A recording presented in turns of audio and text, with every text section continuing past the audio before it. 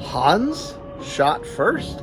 Hey, maybe. And you know what they say, the Pilsner is kind of the base of a beer, and it's a Keller beer, so you know it's from those elites out in Germany that did all those traditional types of styles way back when, many, many moons ago.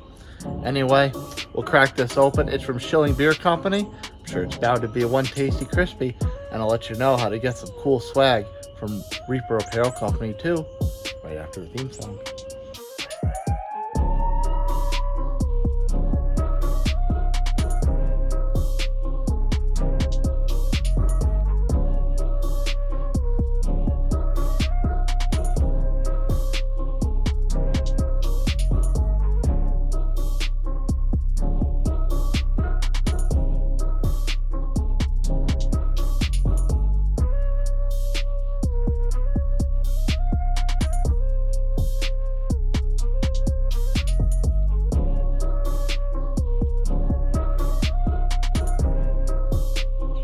Go back to the temporary upstate oasis with yours truly, Nutmeg 2 Palmetto.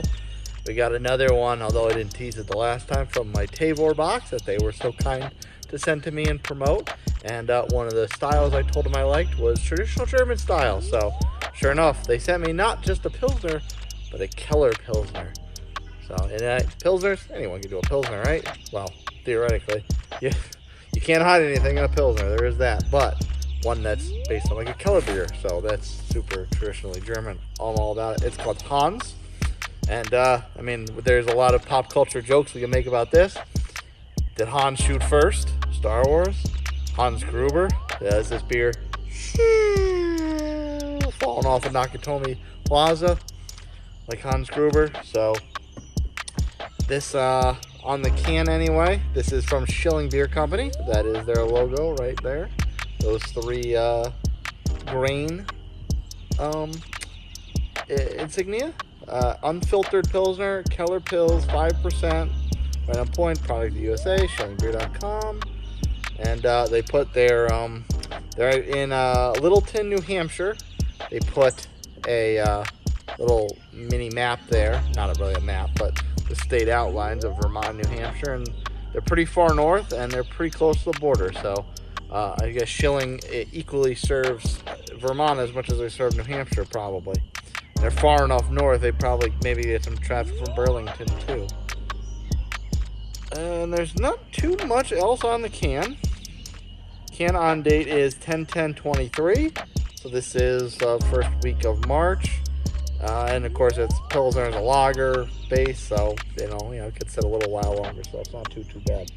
And on Untappd, and don't you worry, I'll give you all the promo details in a bit. I'll tell you how to get a little bonus off of your Tavour crate, and I'll let you know how to get some of this sexy swag from RateBeer Apparel Company. Anyway, on Untappd, this is done quite a bit, so this must be a flagship.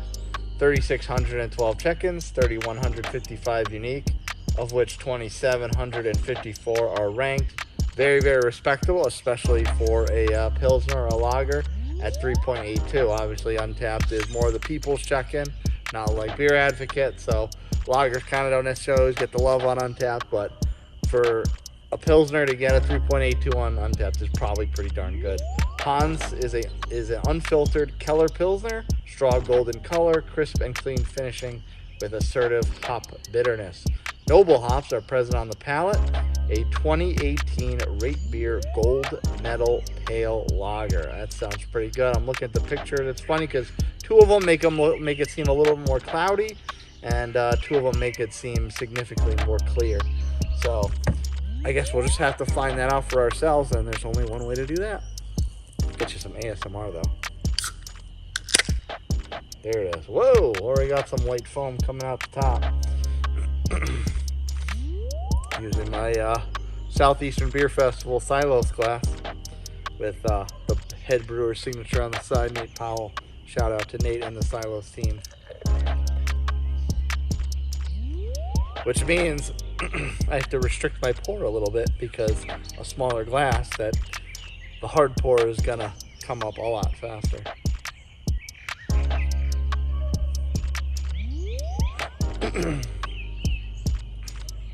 So it does have a big white head on it. And as you can see a little bit from the bottom, it really does have a bit of a clear color to it. I would definitely, it's interesting that it was one in the pale lager category, because I would consider that a pale lager, because there is a little bit of cloudiness to it.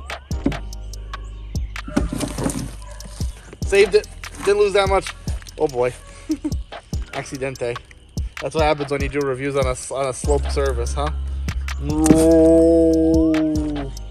So anyway, I can definitely see how that fits into the pale lager category. Definitely got a little bit of cloudiness to it, but for the most part, it's clearish and very, very light in color, almost like a lemony type of color. I was about to say that's probably all going to be foam pouring out for a little bit, so we'll just let that settle down, or maybe I'll just go right in, huh? Definitely a present grassy, herbal aroma. It's a bit subtle though, you know, you get like lagers and pilsners that have a bit of that kind of grassy essence. You tend to notice them to be very strong and maybe even somewhat off-putting, but this one's very, very subtle. It's not off-putting at all. About halfway up in the head, so let's just dive through and maybe we get a Shane's Craft Beer Review foam stash in the process.